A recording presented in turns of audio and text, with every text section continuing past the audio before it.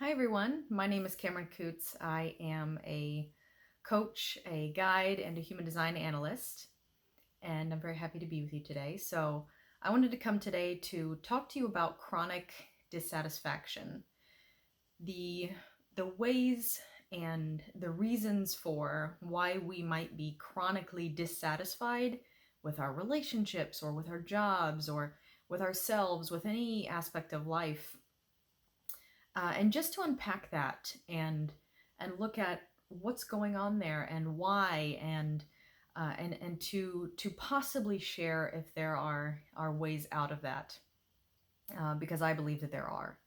So this archetype of dissatisfaction is the shadow side or the low frequency, the low vibration of an archetype that has a higher side. There is a higher vibration, a gift experience of the same archetype. Everything within us can go from dark to light.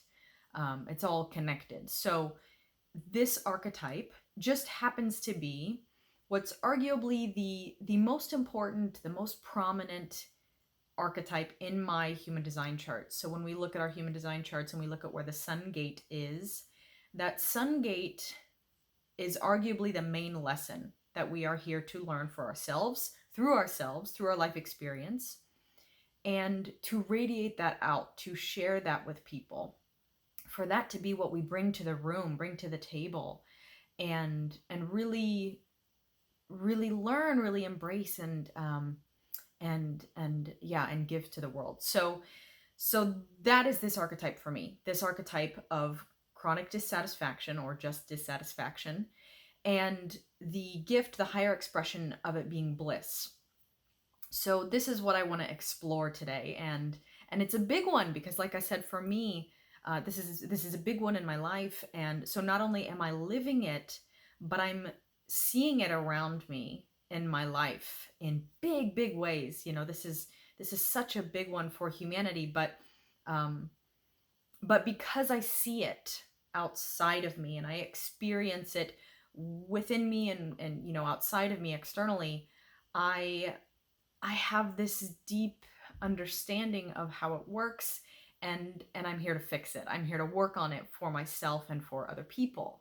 So it's a really beautiful, and meaningful experience. Dissatisfaction is. So what is dissatisfaction? First of all, dissatisfaction is a lack of joy. It can be uneasiness. It can be restlessness, and this is oftentimes how we experience it in our jobs, in our relationships, that sort of thing. And so then what is satisfaction? Satisfaction, is a feeling of gratification, of fulfillment and contentment. And in human design, when we hear the word satisfaction, we think of the generator type signature. And that's not specifically what I'm talking about here, though you can think of it that way if that works for you, but that's not specifically what I'm talking about. Satisfaction is something that all human beings experience, and you don't have to be a generator to experience satisfaction, though that is the signature for generator people. So there's that, just if that's helpful, just to make that distinction. So it's helpful to have a story, something to visualize, an example of this dissatisfaction. So this can be I mean, we experience this in many ways, but this can be the grass is greener, on the other side experience. And one example, an example I wanted to provide is, if you happen to be familiar with the Nightmare Before Christmas. I love that movie. I grew up with that movie. I was a little kid when that came out, and the protagonist of that movie, The Nightmare Before Christmas, Jack, he is the king of Halloween and the king of Halloween Town. And he is also kind of the star of Halloween. When Halloween comes around, he he really is the star, and he calls the shots, and he's kind of the boss. He oversees the plans and the execution, and he does it so well. He's so good at it. But very early on in the movie, what we discover is that he's very dissatisfied with his role. He's extremely unfulfilled. And then the movie goes on from there. So this is very common. Of course, we can all relate to this, right? The feeling of lack of fulfillment in one area of life or another, stagnation, that sort of thing. So what's going on here? Let's unpack this. So there are a few different archetypes that are connected here. And the dissatisfaction piece can often be the sign that something has lost its vitality. So sometimes when we are dissatisfied with something, it's because that external thing that we're dissatisfied with has lost its vitality.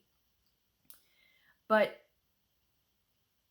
that, I think, is what we tend to assume right off the bat. I'm dissatisfied with this, so it's wrong. I'm dissatisfied with this, so it needs to be fixed. Or I'm dissatisfied with this, so I need to get rid of it. And that's typically where our brain goes. But we can often be dissatisfied with something because what has lost its vitality is us. We have lost our vitality, which means that we have lost that sense of life force and that sense of beauty that's inherent with us. We have gone stagnant, or we have gone dormant, and we are no longer attuned to what is beautiful, right? Because if you are familiar with the way that the movie The Nightmare Before Christmas plays out, at the end of the film,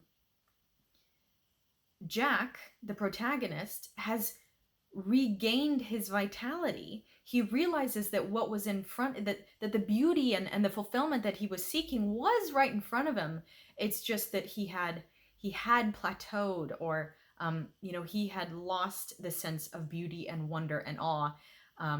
And so it's important for us, when we are experiencing dissatisfaction, to know that if we are not focusing on what is beautiful, what is wonderful, what is radiant and vital, then just that alone can cause dissatisfaction in us. So when we feel that the grass is greener on the other side, it's very, very frequently, if not arguably always, because we have lost connection with the beauty that is in front of us. And this sense of dissatisfaction is really getting you, kind of trying to get you to do something with it. And it is an uncomfortable state to be in, but it is pressure. Dissatisfaction is a beautiful pressure. It's a divine pressure that's trying to get you to do something. So it is trying to get you to restore something to vitality on the external that is lacking in vitality, and also to restore your own vitality. And something else that can be going on here is the way that there can be a feeling of superiority linked to dissatisfaction. Oftentimes, when someone is experiencing dissatisfaction with something external, there's the feeling that this isn't good enough for me. I'm better than this. So there's a judgment there, and an incorrect judgment. And, none of this is to say that we need to allow everything in our lives, or that we are never allowed to improve or change things, because the fact of the matter is that that's what this dissatisfaction is trying to get you to do. It's trying to get you to improve something. It is a pressure that we experience in the human design chart. And by the way, if you're curious, the primary archetype that I'm talking about here is gate 58 within the human design chart. So this archetype is the pressure to improve things, the pressure to restore them to vitality, to correct them, to beautify them, because and actually the source of this dissatisfaction is because there is a knowing within you that things are inherently beautiful, and that we can find bliss in life, and we can find bliss in things. So when you are dissatisfied, it's the pressure to return to that, to return to beauty. So again, oftentimes, we need to look at ourselves and see where we have lost our vitality, because there is a link here to manifestation. And if you think about that phrase that we hear sometimes, that wherever you go, there you are, this gate plays a role in that. So in being chronically dissatisfied with your job, for example, you are going to feel that dissatisfaction, that frustration, the anger, that low emotion nearly every day in relation to your job. When you think about your job, you're going to feel that way. And so there is the pressure to leave, perhaps, right? Perhaps you think that's what's going to fix it. So you leave your job, and in the next job, you are taking with you yourself. So you're taking with you that lack of vitality, that inability to see or to focus on the beauty and the wonder and the inherent goodness that is already there. So what I have come to learn in my life, with this archetype so prominent in my experience, is that in the situation where I am dissatisfied, I have to accept that situation. And I have to look at myself. And the primary example that's coming to mind is my previous relationship. And there was a lot of dissatisfaction in that relationship. And instead of focusing on the external and thinking, I need to change this person, I went to me and worked on focusing on the good. Focus has a lot to do with this archetype. There's another archetype related to dissatisfaction that does tell us that we need to pay attention to what we focus on.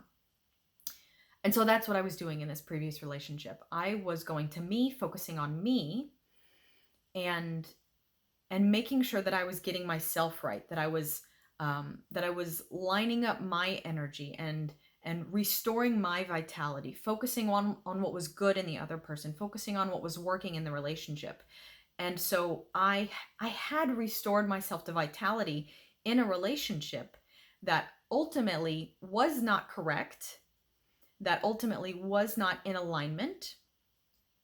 And then when that ended, because I had raised my vibration, or focused on the good, or increased my frequency, however you want to think of it, I had prepared myself for something of that level to come and meet me.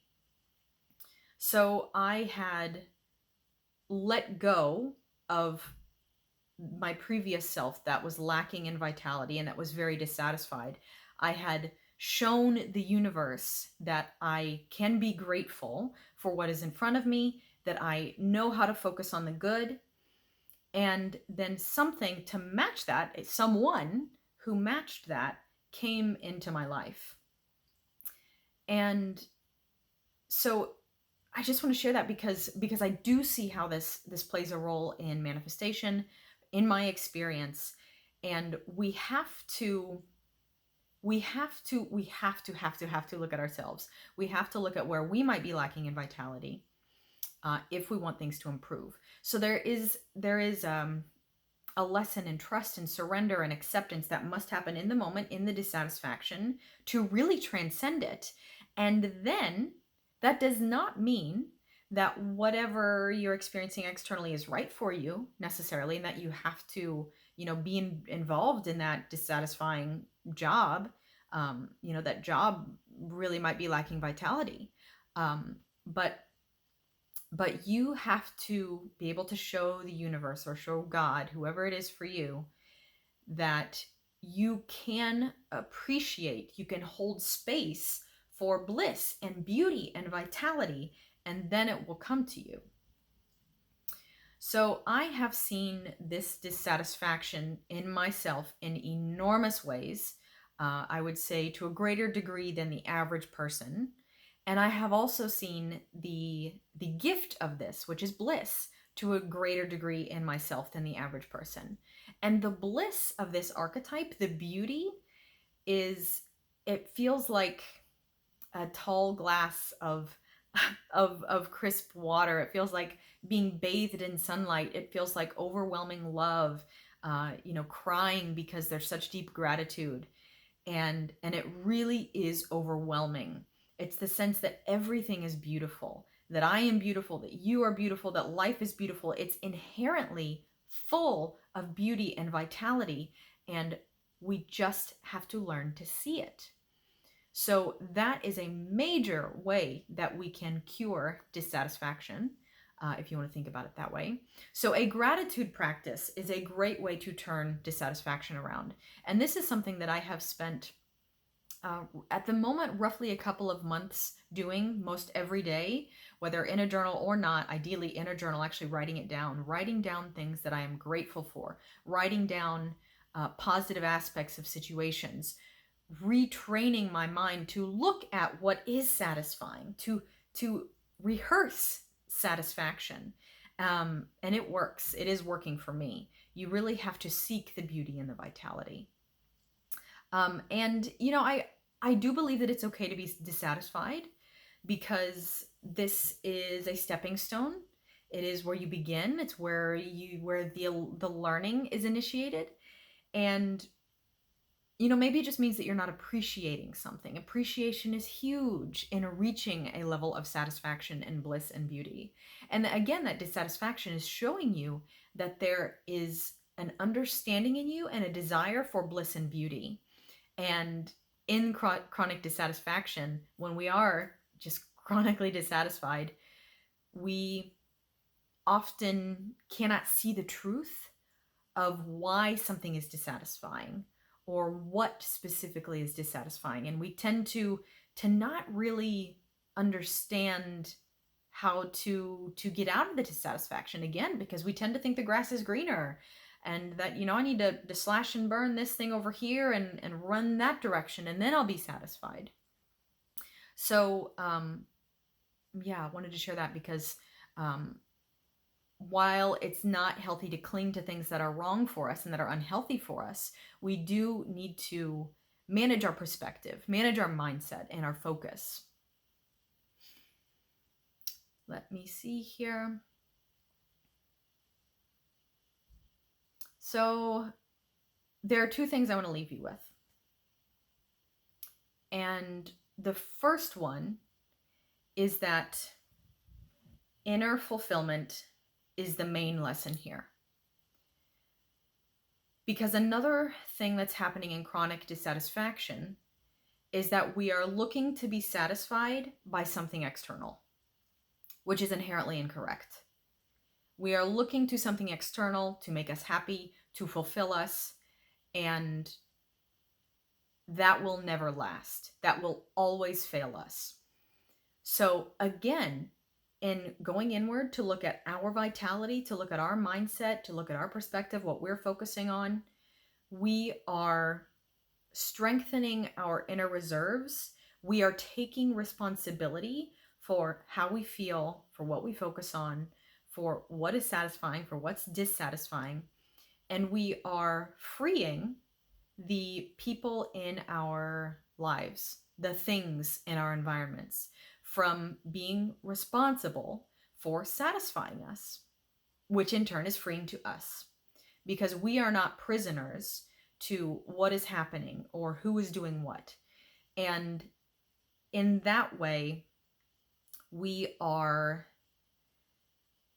fulfilling ourselves internally. And that is what can last. That is enduring. So when we begin there, then we have the solid foundation for engaging in jobs and relationships and places and things and people, for engaging with those correctly and freeing ourselves from dissatisfaction, right? We can find the beauty and the bliss and the gratitude and the joy easier. And we can correct those things from a more loving place, right? When there is pressure to improve yourself or to improve the world around you, to improve your job, to improve your relationship, then it begins in satisfaction in a way. It begins in appreciation. It begins in love and beauty and bliss, which is fantastic. I mean, that's beautiful. That's the way to do it. And that brings me to my last point, which is that sometimes in the self-help and self-development world, we see self-hate and self-dissatisfaction, dissatisfaction with the self, fueling self-development and self-hate. So I want to just call attention to that there are many people who are my age and even a little bit older, so folks that are born roughly 1988-ish, that have this human design gate 58 in their chart in a way that is showing them that this theme of dissatisfaction and bliss is their ticket to freedom, or it's their ticket to liberation, or it's their spiritual path. It is their journey to their spirit. So this dissatisfaction and bliss plays a big role in the lives of people, again, that are roughly my age. And sometimes those people are fueled by the dissatisfaction with themselves to improve themselves. And just kind of like I was just saying, we want to be pressured to improve ourselves and improve our lives because we like ourselves, because we appreciate ourselves, because we are beginning in self-love, not in self-hate. So I hope you will think about that. Practice beginning in self-love, practice gratitude, pay attention to what you're focusing on, pay attention to how you're judging things, and hopefully that can be a way out of the endless cycle, the frustrating cycle of chronic dissatisfaction. Okay, thank you so much. Thanks for watching, and I'll see you soon.